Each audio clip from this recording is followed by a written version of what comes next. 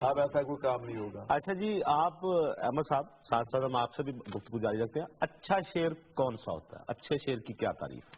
پہلی تو اس کی نشانی یہ ہے کہ وہ آفاقی ہوتا ہے، ہر بندے کو لگے کہ یہ میری بات ہوئی ہے، ٹھیک ہے، ہر انسان کو یہ لگے کہ یہ تو گویا یہ بھی میرے دل میں تھا، تو یہ اس کی نشانی ہے۔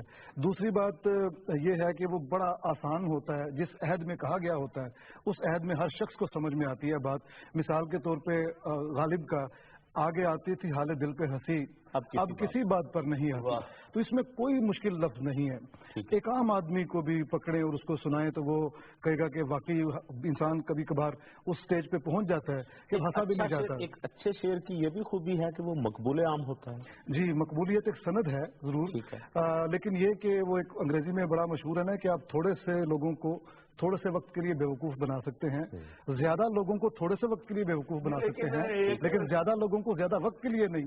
تو جو کمزور شعر ہوگا وہ ہو سکتا ہے وقتی پاپولرٹی تو حاصل کر لے، لیکن وہ وقت کے اس کسوٹی پہ پورا نہیں اترتا۔ ایک تاثر یہ بھی ہے نا کہ لازم نہیں ہے کہ جو مقبول عام شاعری ہے وہ واقعی اچھی شاعری بھی ہو، شاعری کے معیار پہ بھی پوری اترتی ہو، اچھی شاعری کے معیار کی انہوں نے بات کی، بڑی اچھی بات کی راؤ صاحب نے۔ معیار کے ساتھ کچھ مقدار بھی تو چاہیے نا؟ جی ہاں، بالکل۔